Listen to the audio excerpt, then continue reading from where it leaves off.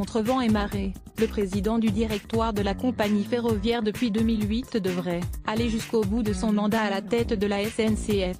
En 2020, porterait d'un patron tenace et secret. À la télé, sa silhouette longiligne semble arpenter sans fin les quais de gare. Les jours fastes, sourire heureux aux lèvres, il inaugure une ligne à grande vitesse en compagnie du président de la République du moment. Les jours de crise, il monte au créneau pour expliquer les raisons d'une panne, d'un incident, d'une paralysie du trafic.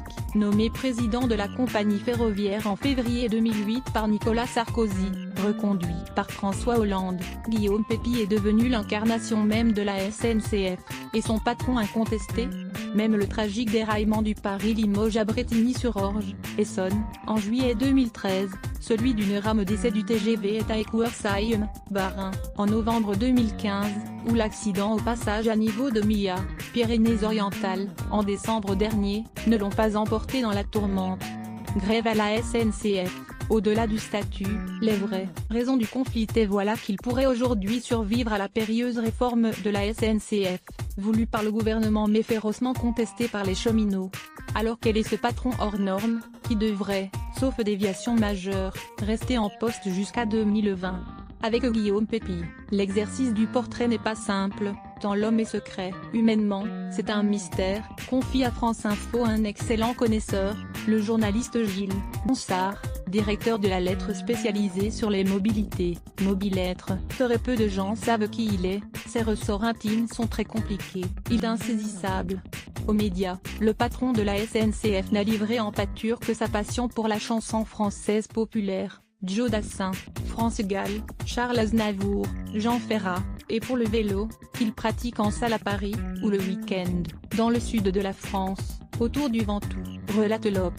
Son état civil semble raconter une jeunesse bourgeoise sans fracas, naissance à Neuilly-sur-Seine, le 26 mai 1958, d'un père avocat et d'une mère secrétaire de direction, puis scolarité dans la très sélecte école alsacienne, un établissement privé laïque situé à 2 pas du Jardin du Luxembourg, à Paris. La fêlure survient à 18 ans. À la lecture du livret de famille, le jeune homme découvre, selon Libération, la brève existence d'un frère aîné atteint de trisomie, décédé juste avant sa naissance.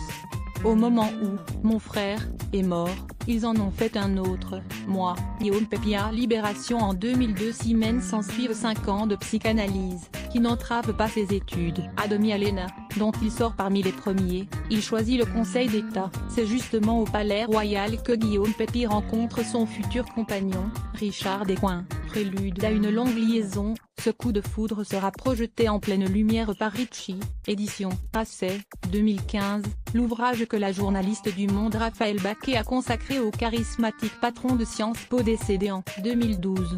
Si Guillaume Pepy n'a jamais voulu parler à la presse de ses amours, d'autres l'ont fait à sa place, car ce couple brillant ne s'est pas caché. Les 2 conseillers d'État, affirme l'essayiste, tenaient table ouverte dans leur appartement commun près de la Madeleine, ou dans une maison de campagne nichée dans un jardin de roses à Saulnières, dans l'Eure-et-Loire. Quand Lionel Jospin fait voter le Pacs, en 1999, Richard Descoings s'exclame « Cela fait 10 ans que Guillaume et moi sommes à l'avant-garde ». Guillaume Pepy et Nadia Maric, l'épouse de Richard Descoings, avec Bertrand Delanoë, alors maire de la capitale, en septembre 2013, lors de l'inauguration d'une plaque commémorative en hommage à l'ancien directeur de Sciences Po, à Paris. Max Pepy pourtant, à la surprise générale, Richard Descoings épouse en 2004 la directrice adjointe de Sciences Po, Nadia Maric. Entre Pepy et Descoings, la rupture n'est pas consommée pour autant. 8 ans plus tard, quand le patron de Sciences Po meurt brutalement d'une crise cardiaque à New York, Guillaume Pepy interrompt toutes ses activités pour aller chercher le corps aux États-Unis et le rapatrier à Paris. À l'église Saint-Sulpice, débordant de fleurs blanches, écrit Raphaël Baquet, une demi-douzaine de ministres, de grands banquiers et des fonctionnaires en pagaille assistent à l'enterrement. Côte à côte se tiennent, bien droit, Guillaume Pepy et Nadia Maric, qui ont annoncé sa mort ensemble sur les faire-part publiés dans la presse.